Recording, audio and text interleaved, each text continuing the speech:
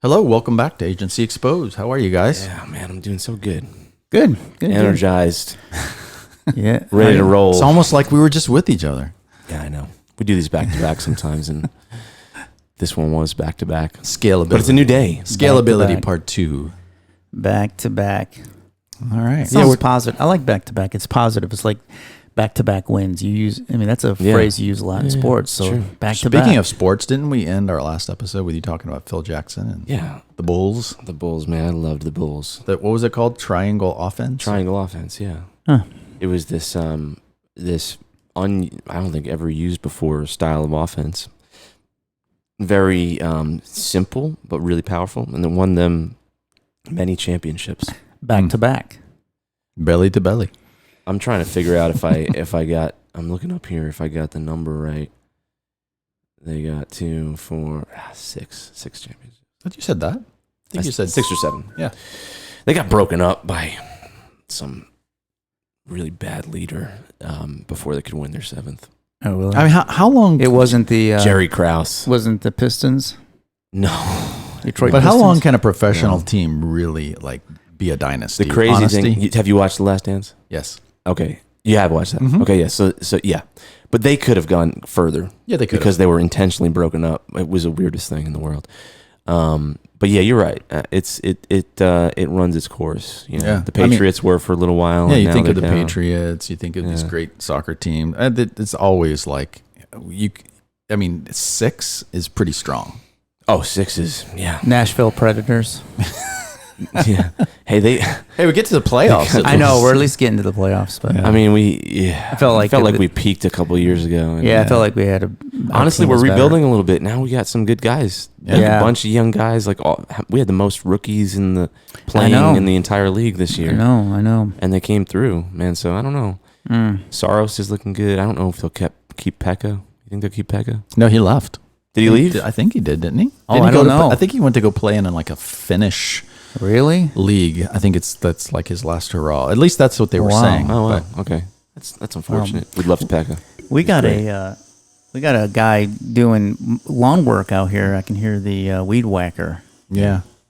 I think it's more in our ears than it's going to be on the recording. So we always say that. When I Hopefully. listen back, I don't ever hear any of that stuff. Oh. We got some wizard post production people that There we take go. everything out. So last time we talked about scalability, and we were going down several different roads, but I'd love to continue that conversation because I know it's a big topic. I mean, it's a good problem to have, right? That I think it is a you have better so problem much to work. have than not. Yeah, you have so much work that you can't handle it all, and how do you do it? Scale it up. But what you want to be careful about is the more work you have, the less profit you make. Right. Like that you don't want to do. And that happens often. Yeah. It's you get busier and busier, so you get less and less efficient. Then you just hire a bunch more people, and all of a sudden you're not making any money. Right. Excuse me, that's my stomach. That's like the Wow. guy just turned it on like ludicrous mode or something on his little weed whacker, man. It went nuts. It's on full blast right now. That's probably a blower. Yeah. Also too, I think that we haven't talked about is that when an employee goes in and out of different projects throughout the day, many projects, because there's a lot on their plate, even if they're working, a 40-hour week, there's definitely inefficiencies with that moving from, one thing to another. Right.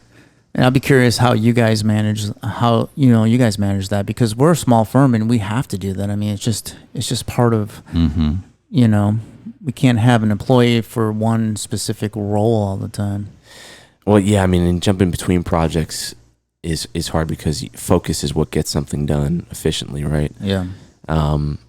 For us, it's scheduling, which we focus heavily on the scheduling side of things to try and lay projects out in a way that people can get them done with focus. And also, they all have to it's like a bunch of gears that have to come together, right? Like people's capacities versus other projects, and just everything's got to fit together perfectly. So that's where we focus a lot on. And that is complicated, to be honest with you. It's not, that is probably one of the more complex parts of the organizational side of the business, for sure. How big of an agency do you think you have to be before you add these extra layers of traffic, like we talked about in the last episode, or other layers of project management that may not actually be billable? just to manage people who are. I think you So have few to. people. Yeah, I would say at least 15 to 20 people minimum, and then from there again. But it also depends, in my opinion. Feel free to disagree. It depends on what the offerings you offer. Yeah. At 5x5, we call ourselves an almost all agency, meaning the only thing we don't do is PR. We do everything else. So if you're offering that many services, from research to creative to digital to strategy to branding, yeah, that's a different beast than someone who says we're just gonna focus on digital ads, or we're just gonna focus on branding, or we're just gonna focus on. So I guess that's a hard question to say how many people that you really get to, but at some point the goal should be to have someone at some point be really focused on that call it traffic, call it scalability, call it time management, call it whatever you want, but having someone to be able to focus on that, I think, is essential to scale, because we're talking about this, and before we turned it on, the predictable growth model is you want to at least be at 20% profit year over year as you grow and as you scale. As you're small, starting out, lean and mean, you might be much higher than that. But as you get bigger as an agency, the tendency is to get smaller in profitability, percentage of profitability. Yeah, that does happen. And we'll probably talk about this during the episode too, is there's also scalability has to do with those, what I call those growth humps. Like, if we could just get $1 million, we'll make it. If we just make it to 3 million, if we could just make it to 5, just make it to 10. And a lot of agencies just kind of stall out, either by desire or inability to scale beyond that. Meaning, I know for me, when I was running my own agency, I really never wanted to be beyond a certain point, because honestly, I didn't want the headache. I wanted to live a comfortable life. I wanted to be available for my family. I'm like, I am happy making this much money with this many clients, and that's not for everyone. But then there's other people that I know. I want to scale this thing as big as it can go and sell it, or just continue to grow and open other locations. But again, it all goes back to efficiency and scalability. I think that it starts from, as a business owner, or if you have partners, of really understanding what you want to be as an agency. Yes, exactly. Because I'm kind of like you, Bob. I'm like, I've been there where I've worked in larger agencies and helped head up larger agencies, and there's a whole different headache that comes along. And the reality is that as a business owner, especially me, because I'm a sole business owner, I can make those decisions on my own. Is that my business is built for me. Right. It's for my quality of life, as well as what I want to do in life as well. So do I want to be a slave to my business when I'm 55, or do I want it to serve me when I'm 55 and have it part of my exit in life, or retirement, or whatever else I'm going to do in life, or freedom, right? And so I think that, first of all, you have to understand, how big do you want to be? And is there certain clients that I may not be able to get because of it? What do I not get because of that? Because there's certain things you have to not get. That's right. If you want to keep it smaller or mid-size. I think this is really, I love what you're talking about. And I wonder if are there certain boundaries that you guys abide by to say, okay, I think, we'll do I kind of feel like we do this type of project, or maybe this many, or I'm not going to go above this, or, if it feels this size, I'm not going to, what are the guidelines that you practically use as you keep it in those boundaries? That's a tough one. Yeah, that is tough. It's understanding your pipeline, understand your relationships with your clients, if whether or not you feel secure with your clients, are for me indicators, and wanting to know, at this point, should we put a little more fuel on new business and growth, or should we kind of keep where we are? Also, the economy makes a big difference for me personally. I look at, like, the next year, what I feel like the economy may look like a couple years on the road, and I've gotten to the point a little bit, and maybe you guys completely can disagree with me, but I disagree. I'm tired of the fight.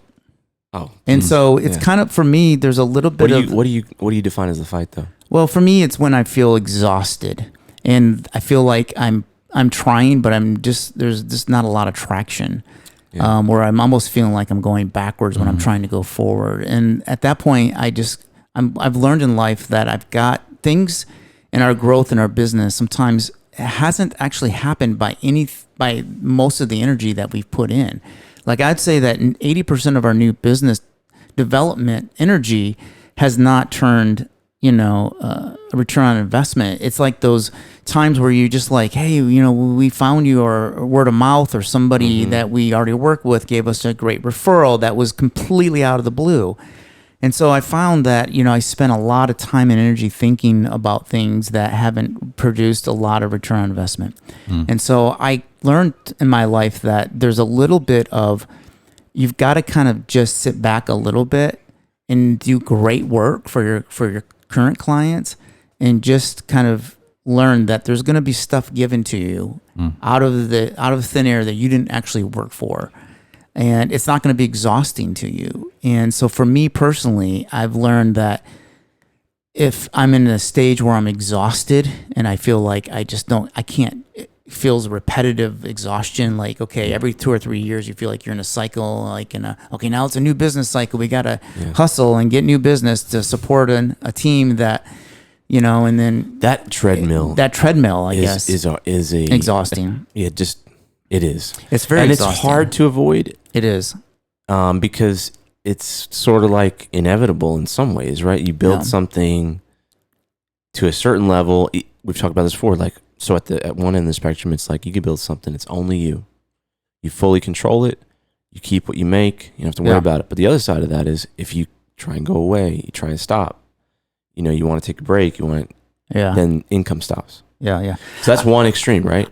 And I think for me, the exhaustion is like, right now we're pretty lean, right? Employees wise, we're doing great, but we're just purposely lean. But to continue the next growth, I've got to get people on the same path as what's in my head. Like I've got to get people inspired. And I think it's the inspiration, trying to get people who really want to work hard and are inspired is really tough, because I don't think anyone will be as inspired as a business owner will be. I don't think they will have that vision for growth as as a business owner will be. And I think that part to me I feel like it's very repetitive treadmill. It's like, okay, now we got to rally the troops and get everybody on the same page and start to, work as a really well-oiled engine. And that's really tough. To go back to your question, and I agree with everything you said. I wouldn't disagree with it. To go back to your question is, how do you know what are the boundaries? What are the qualifications?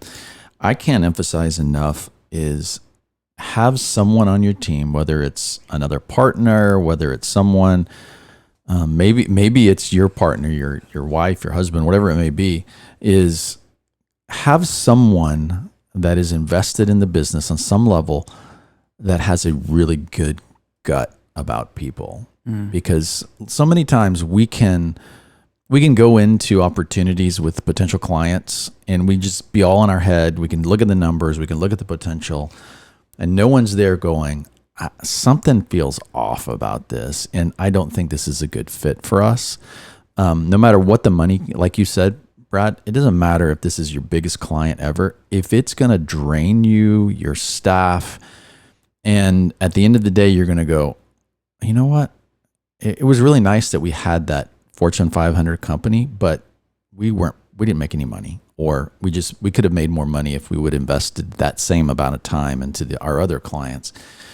Is just really go by the gut and say that's for me in my past, and I think even now that's how I judge whether to work with a client. Like, does it fit with our culture? Is it a good fit for us? And what is my gut telling me about this situation? If you're ignoring those things, like this is going to be high maintenance, there's so much politics internally with them. If you're ignoring those things because the brand is huge, I would say you're going to set yourself up for disappointment, and ultimately it's going to be a tax on you. Yeah. And we've done podcasts. You can go back and listen to, like, when you should fire a client. And, Yeah. you know, it's one of those things that is, there's so many elements that make up whether or not, you know, the decision to grow or to scale or whatever, to me personally. And, you know, the older I get, the more I feel like I know when to hold them and know when to fold them a little bit more. Like I know when to walk away, know when to run. You guys, you know what I'm saying? I think you kind of get the idea, like this isn't really going to be worth it, or this is going to be totally worth it. And sometimes, honestly, it gets to the point where it becomes very an emotional instinct. Like you just kind of know what I mean? It's like, no, I can tell, or you just don't want to take the risk, I think. But would you say that for anyone, no matter what size you are, to me, increasing your ability to scale, if you think that way, it only improves everything that you guys are saying, right? Like you don't have to, right? But if you do the hard work of like, this is how it's going to work. It stays in bounds. It's more efficient. It produces more results for less of your energy, and that's all good things. Yeah. You know, we went through 1 year where I really took a lot of time and got a lot of my employees involved, even to the point where we're looking at the scale and what we were trying to hit for the year. We tried to hit pretty aggressively, raise our revenues. And what I found is that we actually got kind of close. We didn't meet exactly, but we definitely increased our revenues by a substantial amount. But what I found is the time we weren't ready, the time it took for us to do that, we were actually less profitable. And so our revenues went up, but we became less profitable because I don't think we focused on the efficiencies at the same time. We were just like, you know, so I think that was kind of defeating for me a little bit, because I'm like, man, how do I get past this? How do you scale, like we talked about, and not see your revenues continue or your profit to continue to go down? One thing that I think, and that's challenging. Well, it's not one thing I think. One thing that a lot of people in a certain community that I'm in, and I would agree with, say it's about the projects and the products and the services that you sell, and the fact that they're either repeatable or like fully custom all the time. I think that with agencies, that's a hard thing, right? Like people come for the custom element. Yeah. And that could be anything. And also another thing that a lot of people don't talk about is when you acquire a new customer, that first year or two working with that customer, if you can keep them longer than a couple of years, there's a lot of inefficiencies just because you're learning and you're growing with them. But once you have had a customer for years, you're a lot more efficient because you know them well. You've worked with them. You're used to your differences of processes from your clients and your own internal process. So that is kind of things. If you're just loading up on brand new clients, like let's say that you get 50% of your clients are brand new over a year, you're going to find that it's going to cost you a lot more money to bring them on board. And then even just the sales process of bringing them on board. I mean, right now we're participating in an RFP with a bunch of other agencies, and the lead agency, they're spending probably easily $50,000 to $100,000, maybe $200,000 to just go after this business. Right. It's it's 30 million plus, but the whole overall thing. But they're going to spend a nice big chunk of change. They have to. I mean, that's what's required of them. That's right. So it's really difficult, And so I think some of those processes, like it's not just employee process, it's how you go after new business, it's how you write RFPs, it's how you write statement of works. How do you make things efficient the whole way? And one thing that you inspire me on is you're very rigid in the way that you work with your customers. Like you only want electronic payments. You won't do payments by check. You almost, to work with you, you have to actually work within your structure. your business structure, which I think is great. And I think in the past I've been too lax in that area. I've been like, yeah, whatever, whatever's easier for you. Whatever, you want to send us a check and it doesn't come for 3 months, great. You want me to finance that? No problem. Yeah, it gets lost in the mail. Yeah, you want me to finance your project for the next 6 months? Let's do it. No interest? Sure, no problem. Yeah, exactly.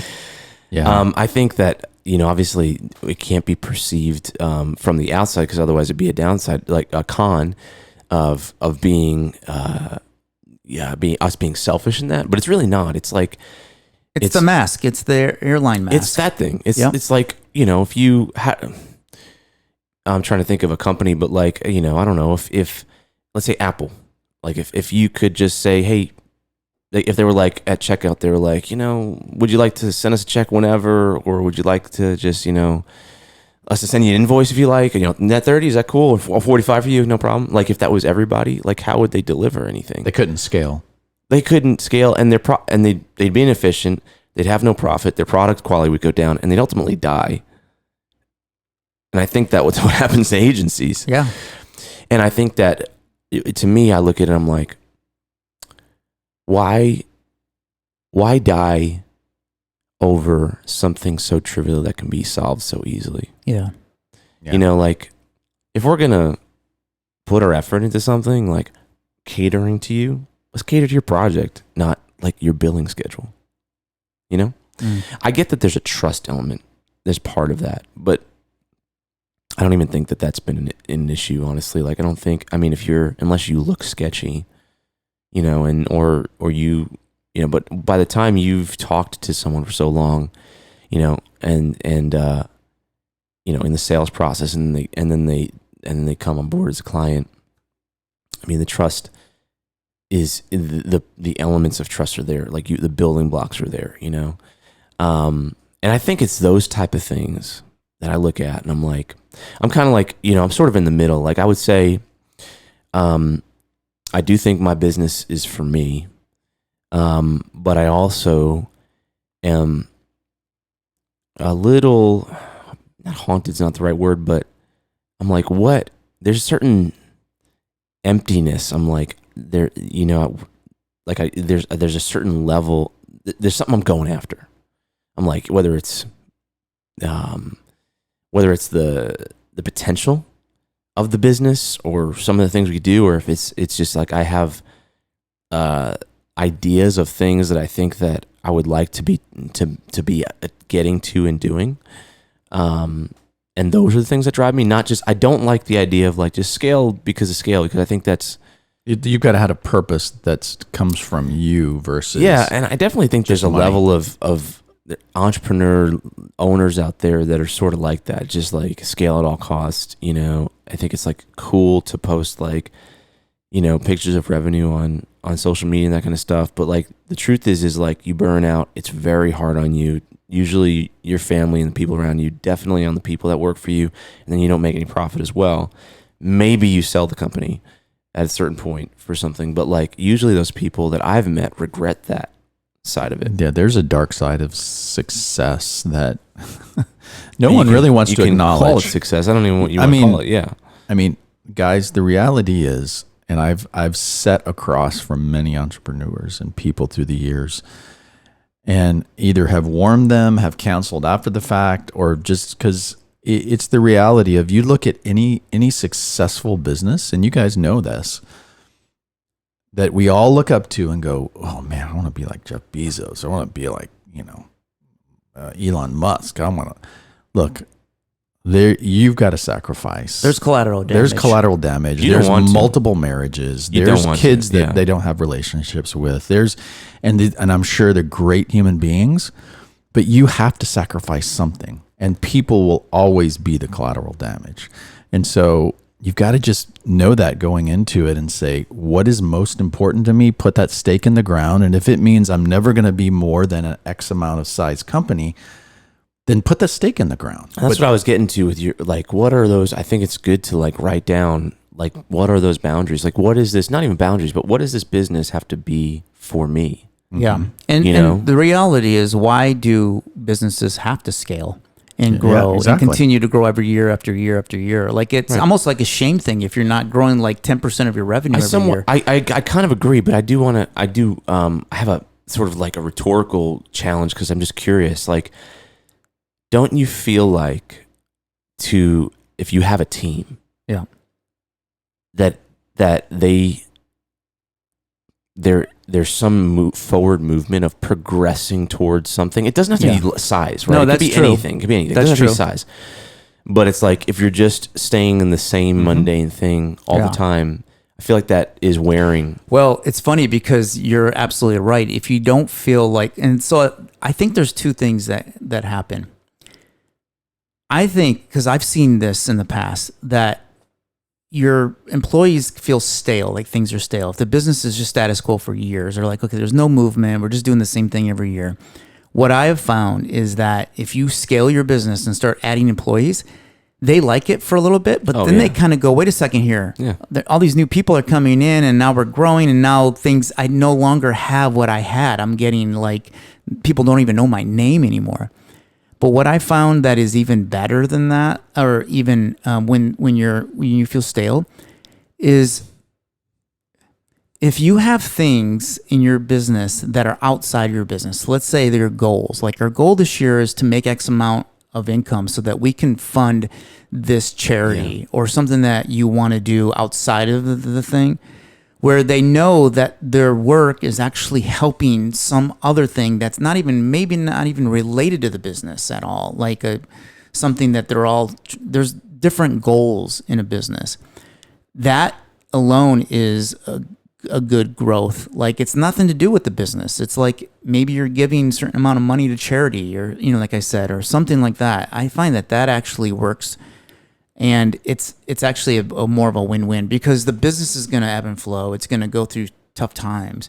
But knowing that you're doing, because let's face it, like growing up when I was younger in the industry, I used to get really stressed out about deadlines and stuff. And I had a boss that said, hey, it's only advertising. It's like, it's going to be here tomorrow. It's going to be, True. And so it becomes so mundane at some level. You got to have a bigger purpose. So I think the thing is if you as an agency owner have a bigger purpose for your agency outside of just making money, and you can get your employees bought into that and really understand the value of that, then they're more apt to really enjoy what they're doing because, again, if they're just working for the man and they're just working for the or the woman and they're just working just to make a paycheck, that can get out. That can get old. Now we're getting into culture, and I think that's what, to me, that's essential for scalability. And I know this is a scalability episode, part 2.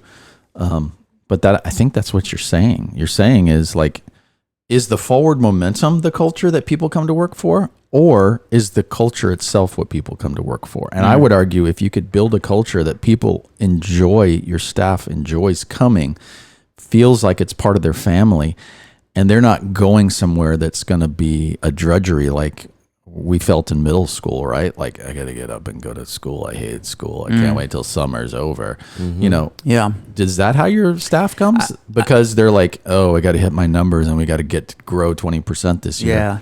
I have a friend of mine who is it's a mid-sized agency. And one of the things he did is he actually, I don't know where it was, maybe in Guatemala or something like that, actually created an orphanage. And so their agency actually started and funded an orphanage of probably 20 plus 30 kids. And they had this long relationship with this thing. A lot of them would go down and actually do things there and help out. And so they had real face to face and they saw the growth.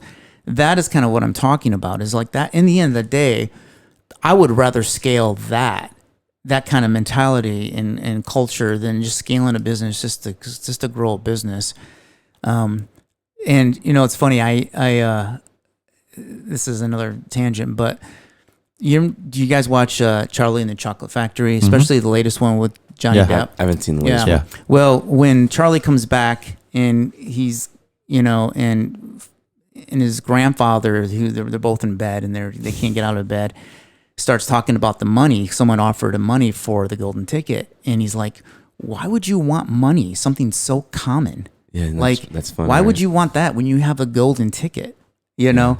And so I always think about that thing, and I'm like, is money really what I want? Because I know without a shadow of a doubt that money will never buy love. I mean, it won't buy happiness, and it won't change. It actually is not even good for me sometimes. Yeah. And so, I think you have to, it's the cultural thing. And first of all, you have to understand, do I really want to scale? Now, if you're scaling because you just want to survive, Yes. that's one thing. If you're just trying to survive and without scaling, without efficiencies, without everything we've talked about, you're just not going to survive. And you're really just the fear of Everyone failing. will suffer, right? Well, maybe something. And maybe that's a problem. Maybe that's a mental issue. I'm not, like I have that problem. Right. It's I think a lot of where people- we think about that a lot. Like, man, what if business dries up?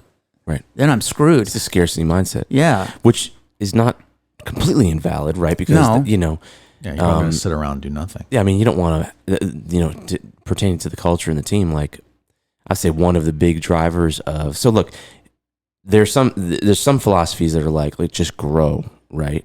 But I would say for the most part, and I would be included in this category, it's less about the size or the numbers, although that's kind of a scoreboard that that is trackable, right? And I think these trackable things are good, so it's relevant in those ways, obviously.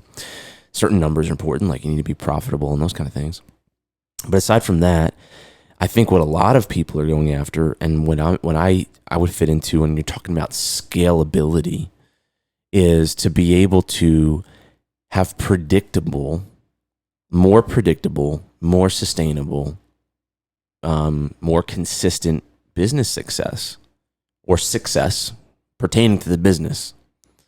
If you're going to put the energy into it, you want the best. And even if you're one person, Efficiencies. whether you're one person or 5 people or 150 people, that is something that I would guess most people want, because what you said is like, money doesn't buy happiness. It doesn't know what it does.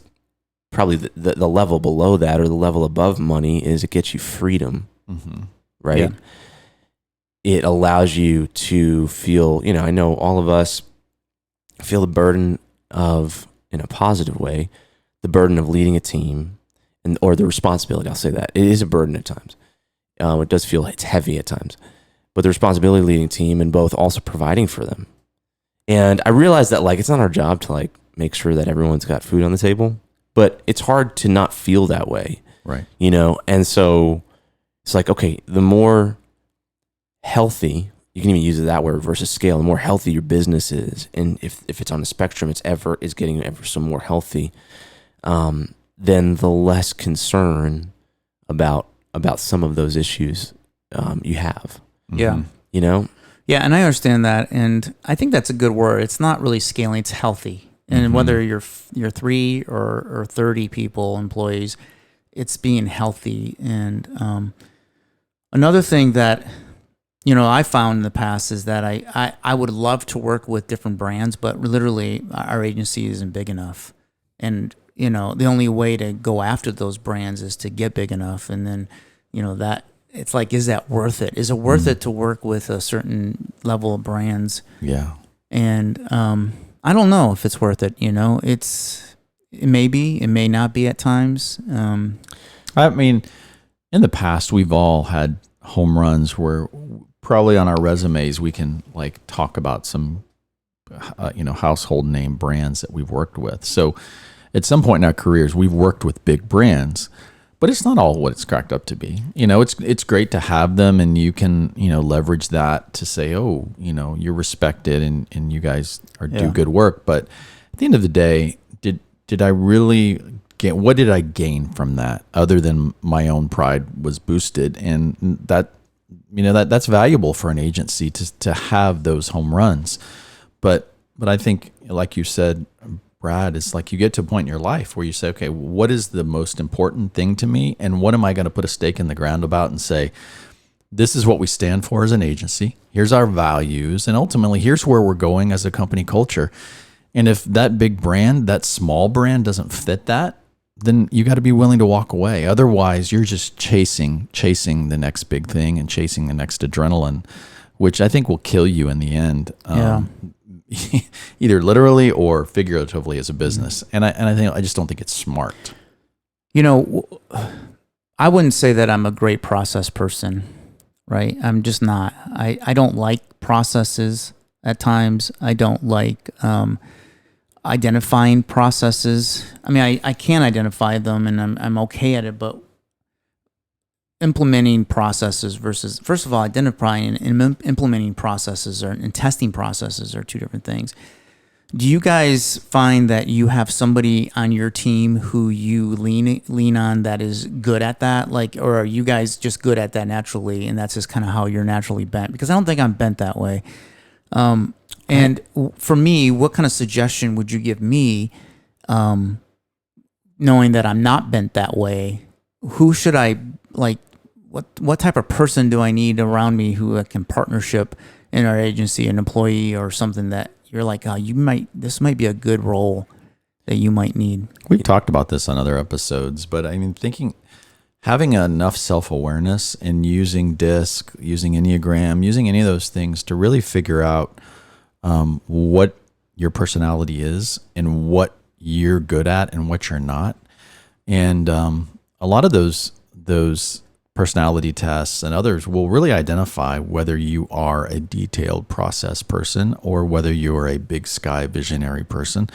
And it's essential to get people plugged in the right positions. Otherwise, it's miserable. Like, what are the things that you do that you thrive at and give you energy?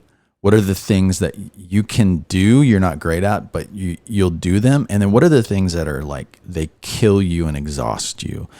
If you have enough self-awareness to identify and take the time and then plug the people in around you that are better at that, I think it's a game changer, because sometimes it's an ego play as an owner, right? It's like, well, I've got to handle the finances. I'm going to make sure that I keep this, over here, and me and my partner are going to manage this. When really that may not be your best skill set, and it may be there's somebody else in your organization who's better than that. So my advice to you would just be like, find someone who loves process, who's great at it, and hand it over and work with them. And don't try to do something that drains you of energy. And just because, well, this is what owners do, or this is a bigger responsibility, or I've got to control this, that'll kill you. If you just need to be coming up with ideas all day and vision, the vision of the company, or maybe you're a good creative person, structure your business in a way that you can really thrive in that versus, and again,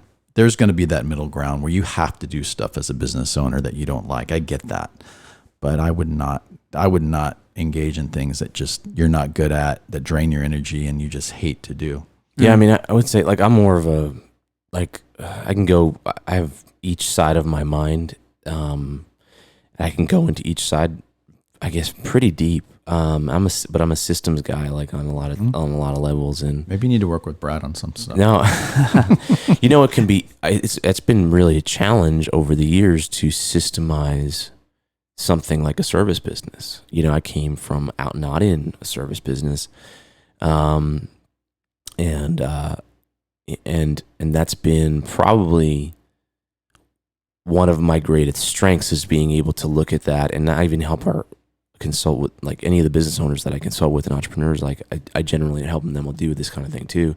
But like what I've done is, I think one, if you don't have a team that believes in that philosophy, they will get really frustrated, and it's like kind of almost hard to sell them on. We've had certain people on our team in the past that have like really bucked against like being inside of a system, because they're birds, they want to flap their wings, that kind of thing. And I think sometimes that can be naive, because I just don't think you can really produce efficient results without some I mean, you think of what if every car was just like Henry Ford was just there, like throwing the doors on, and like, everyone was a little different. Like, it would never, you'd never have consistent results. You wouldn't have a profitable business. And I think almost impossibly, because like it'd be hard to be profitable, because the type of product you create is complicated. If you don't systemize it, it's like you're literally going to lose money. There's no way you'll be able to create it, right? Yeah.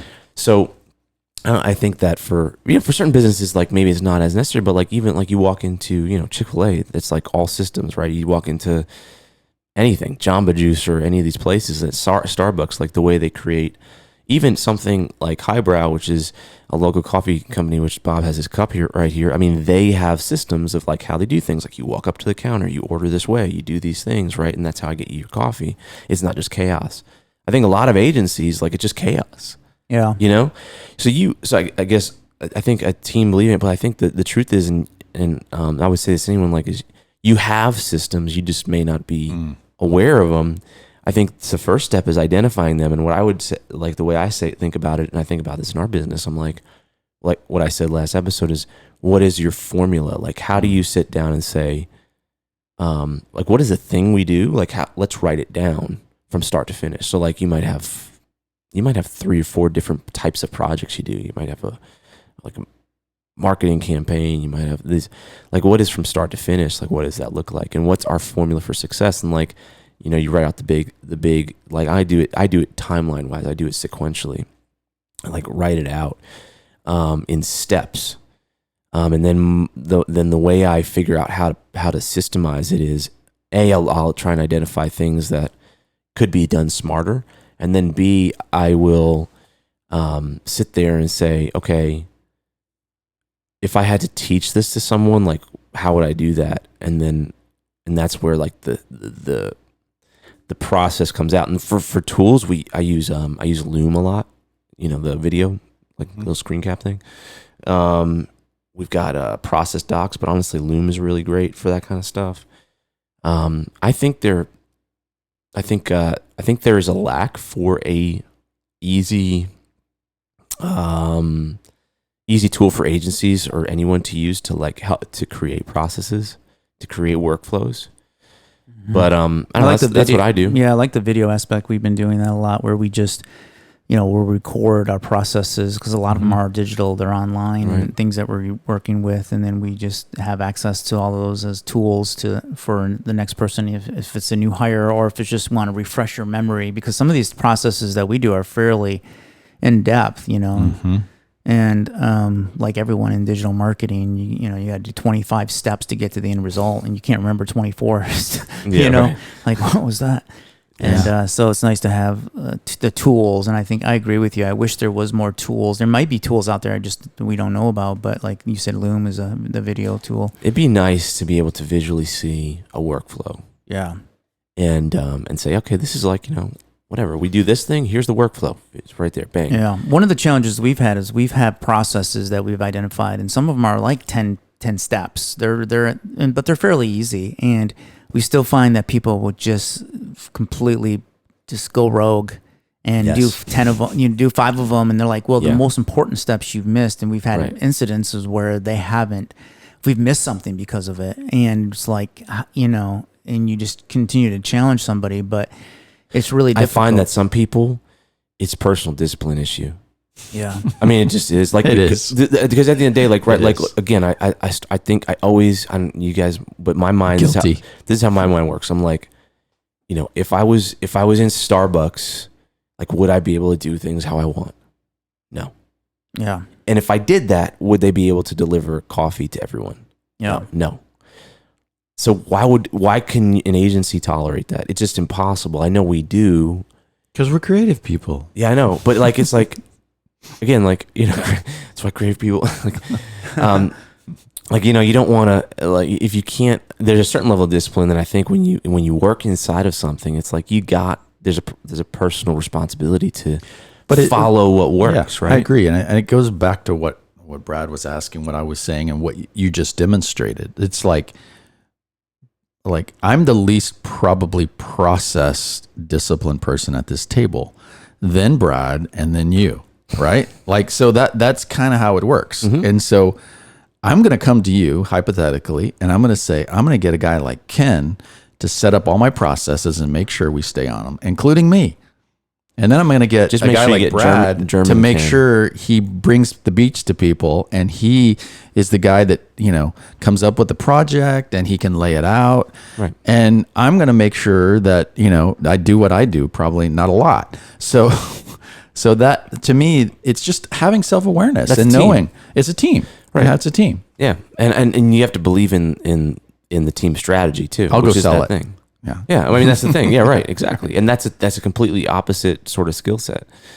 But I do think everyone's got to be willing to submit to the formula that That's really right. works. Yeah, Yeah. and that's the challenge, because you hit a nail on the head. It comes down to personal discipline, right? It's like, inevitably at the end of every month, people are chasing me to say, Bob, did you get all your hours in for every for what Right, you yeah. worked on, right? Then there's some people that I'll have a meeting with them, and within 30 seconds after I have a meeting, I see their hours pop up and they put it in there, like spent 30 minutes talking to Bob about this client. And then at the end of the month, I'm trying to go get all my, like, what did I do last Wednesday for that hour? Mm-hmm. It's a personal discipline thing, because I don't think that way. It's just not the way I'm wired, but I could very easily do it. Well, it's every probably not day. that you don't think that way, but it's probably very unenjoyable to you. Absolutely. And so you naturally like deprioritize Right, it, exactly. right? And then you do the more enjoyable things, Right. Which it's like everyone does that to some degree. But One of the things that I've struggled with, I can tell you honestly, is that I always look at what I'm trying to put onto my employees, like the processes, and go, would I like that process given to me, where I would have to follow that process? And usually, because I don't like processes, I buck it. I'm like, no, I don't want to do that. But I have to realize, I got to the point where I realized that everyone's not like me, and there's going to be people like me that will buck it. But if I don't do that, it's not serving everyone, and The other people side get of that, though- confused. I mean, I've had people join and even from interns to full-time employees, and I've heard them say a few times they've kind of just been put in the role, like they just been like, go do it, and they haven't been given a lot of instruction, as deep instruction as they would like. So to me, it sounds like people actually do want more processes especially early on. I think they want to know they're doing a good job. I've heard many people talk about that, but it's like like a new employee needs what some would say micromanagement for several weeks Yeah. to feel like they understand what they're doing. And they want that, because they want to know what's successful, right? So you have to say, here's what success looks like for you, and here's how you can achieve it.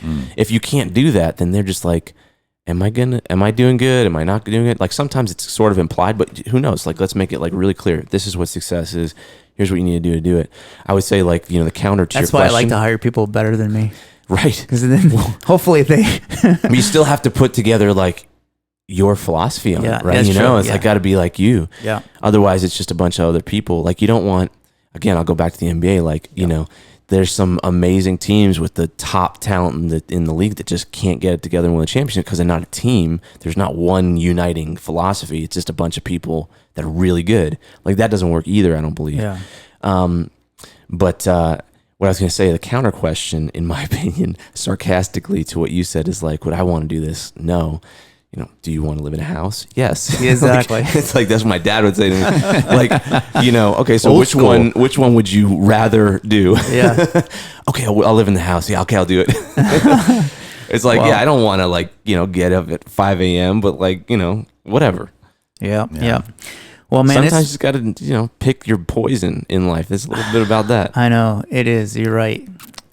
But this has been a really good discussion. It's really been helpful. These kind of discussions help me because I realize I've been kind of lax in this area a little bit in the last, probably, post-COVID kind of thing. And so it's a good thing. I'm going to be doing some more hires soon. So I want to make sure Oh, that yeah, nice. I want to make sure that I have the right processes in place for them so that their transition is really smooth and they don't get frustrated. That's good. So if you guys like this podcast, share it with your friends. Watch it on YouTube. Watch it on YouTube, even if maybe you can see our faces and our real true expressions. You can see Brad's back. Yeah, I can see my back right now. And like and subscribe. Hit the subscribe button so that you are notified when a new podcast is released. Yeah. And subscribe to us on Spotify, on Apple Podcasts, and All the Stitcher, all the places. So we'd love to hear from you. All right, guys. Till next time. See ya. All right. See ya. Bye. Bye.